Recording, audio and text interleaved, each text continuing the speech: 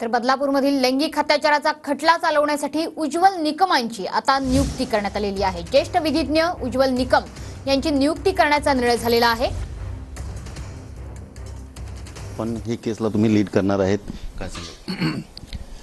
कालच मला रात्री गृहमंत्री फडणवीस साहेब यांचा फोन आला होता आणि त्यांना मी सदरचं प्रकरण विशेष सरकारी वकील म्हणून चालवण्याची संमती दिली आहे।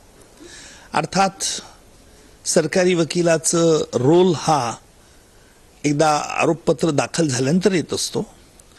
त्यानंतर आरोपपत्र दाखल झाल्यानंतर तातडीने हा खटला चालवण्यासाठी माझे प्रयत्न राहतील। सर, हे फास्ट ट्रॅक कोर्टमध्ये हे केस चालवला जाणार आहे, त्याच्याबद्दल काय सांगा?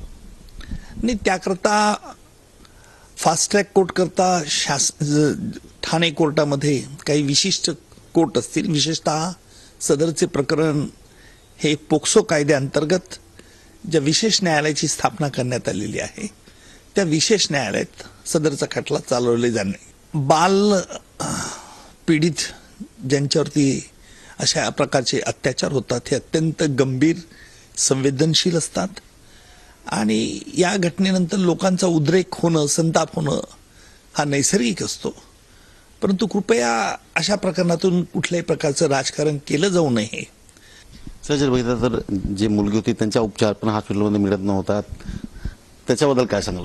नाही, नो कॉमेंट्स। चार्जशीट नंतरच मी सांगू शकेन। Cameraman Anil Pandey, TV9 Mumbai.